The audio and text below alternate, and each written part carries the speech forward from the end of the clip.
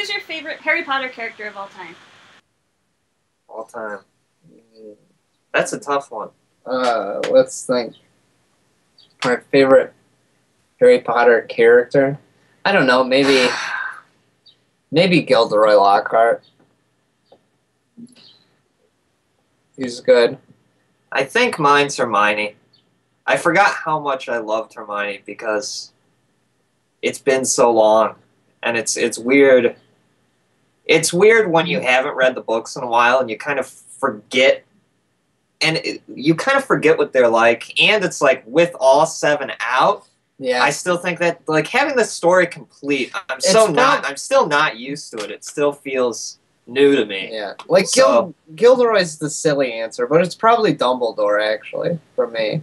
I like Dumbledore the best. Probably. I like Hermione the best. Yeah, Okay. I like Hermione the best. You guys don't have Twitters or Tumblrs. No, Do you ever no. search what people are saying about you or your show on there? Sometimes my dad will show me stuff because he's all over the Twitter and the Tumblr. Yeah, yeah. Yeah, he likes to look at that, and whenever we go home to visit him, he goes, "Nick, sit down and look and see what they're saying about your legs." But no, we usually don't. So, but no, we don't really like Google ourselves or anything like that. It's never a good idea. It's never a good idea. Sometimes I will Google like the shows and go and read what people are saying about the shows to try and see what people think. And still, it's never a good idea. It's because there's always something that's written that will upset you, and you'll forget all the good stuff and only remember the bad stuff. So, so never ever look at any comments. Are the other members of your family as artistic and creative as both of you are? Our sister is an artist. She's the most talented artist that I've ever seen. She's like a illustrator and painter and stuff like that. And if you have the Starship shirt that has a guy like running, like shooting a bunch of bugs, it's like a picture of like Up or something shooting a bunch of bugs. She drew that. Her and her wife Tia, they are artists. They're going to be moving here to Chicago to come and live, and StarKid will be releasing more shirts drawn by them. Yeah, they drew a lot of really good shirts. They did some really cool Apocalyptor shirts that we didn't hand in to the Ann Arbor T-shirt company in time. Yeah. But there's a cool one with like a monkey with skulls and stuff like that. It's cool. Yeah. What is the writing process like for the StarKid shows? It sort of depends on each process is different. With the Harry Potters, we wrote with Brian, so that was sort of a process to where me and Matt we have a very similar minds. Our brain, we've seen the same stuff, and we talk about things all the time. So we sort of can move very fast through organizing a story. But then it is sort of like talking it out with each other, talking it out with Brian, making sure that we all are on the same page with everything. And then sometimes we'll write in pairs or like write individually and then show it to everyone else, and then it always gets rewritten by everyone. It sort of changes, you know.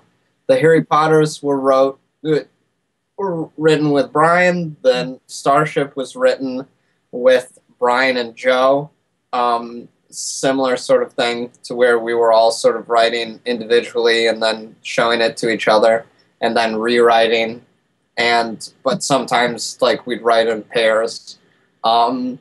Then with me and my Dick, It was me, Matt, Brian, and Eric Congale wrote it. And then for Batman, it was just me and Matt, and that was me and Matt sitting in front of the computer together and writing the whole thing to where we would take turns typing, and but we would make up all the jokes together. Was it easier writing just the two of you? In a lot of ways, it's easier because we have such similar minds that we get what the other one's saying. Like, there's no having to explain it to someone else.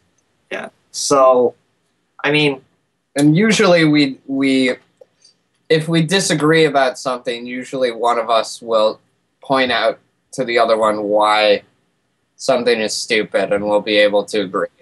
Yeah, another thing that gets difficult is people's feelings when you're writing with lots of writers. Sometimes, like, it becomes all my stuff is getting rewritten, you know, or like it becomes like one person has one idea, and you just like you don't want to say, oh, that's dumb, or like you may take it personally if somebody says your thing's dumb. With me and Nick, we can be a little bit more honest, and I can just flat out say, I think that's dumb. And he can say, well, I think you're dumb. And we get over it pretty quickly. When you're dealing with other people, they don't like that. They don't like that. And, you know, it's harder to hear it coming from them. Like, I don't care if Nick says I'm dumb or that he doesn't like something that I say. But with other people, it gets a little trickier. I'd say the most important part of the writing is that we never sit down to actually type until we know the entire structure and absolutely every single thing that happens in every single scene. And usually we will have the jokes made up already and decide what points it comes into the show and like where different beats in the jokes are for the different scenes. And then, you know, as you're sitting and typing, it's only like little detail things that get added in. Yeah.